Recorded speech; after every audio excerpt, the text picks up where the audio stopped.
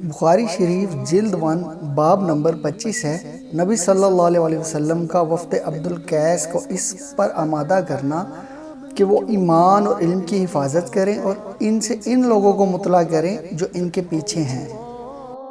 بخاری شریف جلد 1 حدیث نمبر 87 ہے۔ حضرت ابو جمرہ سے روایت ہے کہ انہوں نے کہا، میں نے حضرت ابن عباس رضی اللہ تعالیٰ عنہ اور لوگوں کے درمیان ترجمانی کے فرائض انجام دیتا تھا۔ ایک مرتبہ حضرت ابن عباس رضی اللہ تعالیٰ عنہ نے فرمایا، قبیلہ عبد القیس کا وفد نبی صلی اللہ علیہ وسلم کی خدمت میں آیا تو آپ صلی اللہ علیہ وسلم نے فرمایا، کون سا وفد ہے یا یہ کون لوگ ہیں؟ انہوں نے کہا، ربیہ خاندان سے ہیں۔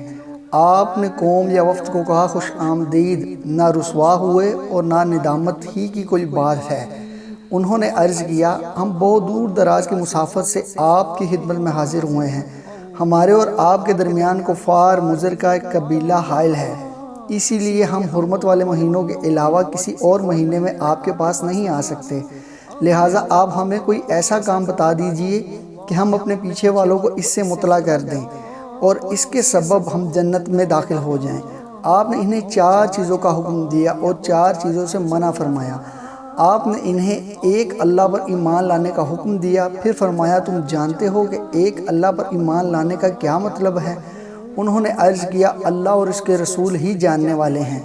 آپ نے فرمایا، اس بات کی گواہی دینا کہ اللہ کے سوا کوئی معبود حقیقی نہیں اور محمد اللہ کے رسول ہیں، نماز قائم کرنا، زکوٰۃ ادا کرنا اور رمضان کے روزے رکھنا اور مال غنیمت میں سے 5واں حصہ ادا کرنا۔ انہیں دباغ، حنتم اور مزفت کے استعمال سے منع فرمایا۔ شعبہ کا بیان ہے کہ کبھی کبھی ابو جمرہ نے ان کے ساتھ نکیر کا بھی ذکر کیا اور کبھی مضافت کی جگہ مقیر کہا۔ پھر رسول اللہ صلی اللہ علیہ وسلم نے فرمایا، تم انہیں خوب یاد رکھو اور ان لوگوں کو مطلع کرو جو تمہارے پیچھے رہ گئے ہیں۔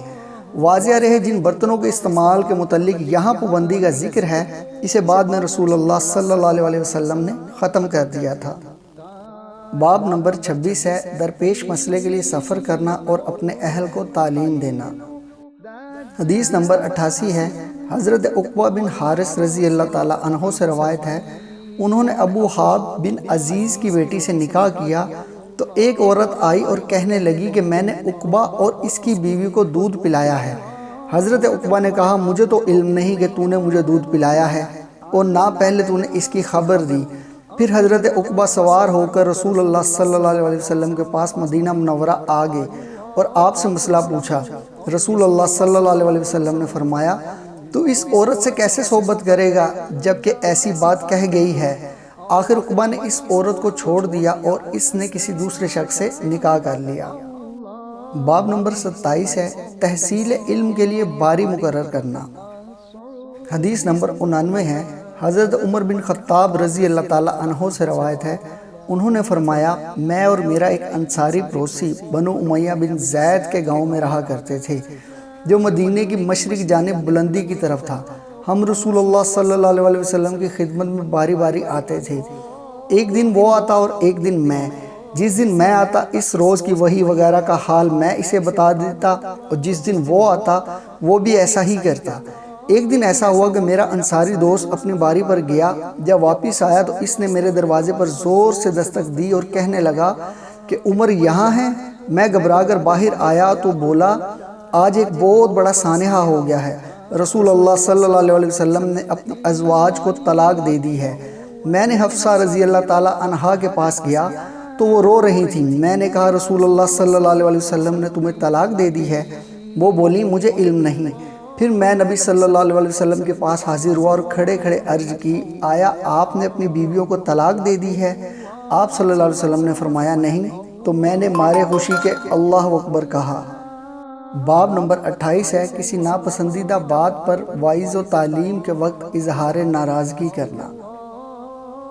حدیث نمبر 90 ہے۔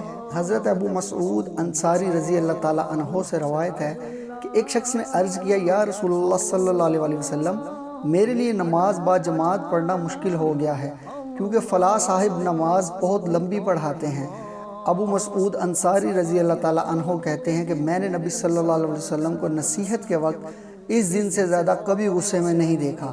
آپ صلی اللہ علیہ وسلم نے فرمایا، لوگو تم دین سے نفرت دلانے والے ہو۔ دیکھو جو کوئی لوگوں کو نماز پڑھائے اسے چاہیے کہ تخفیف کرے، کیونکہ ان کی مقتدیوں میں بیمار، ناتواں اور صاحب حاجت بھی ہوتے ہیں۔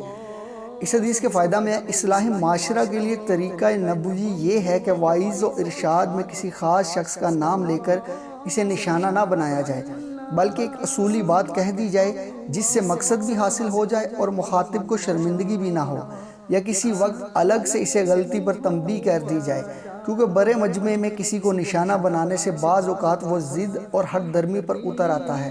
اس سے یہ بھی معلوم ہوا کہ ائمہ مساجد کو اپنے مقتدیوں کا خیال رکھنا چاہیے۔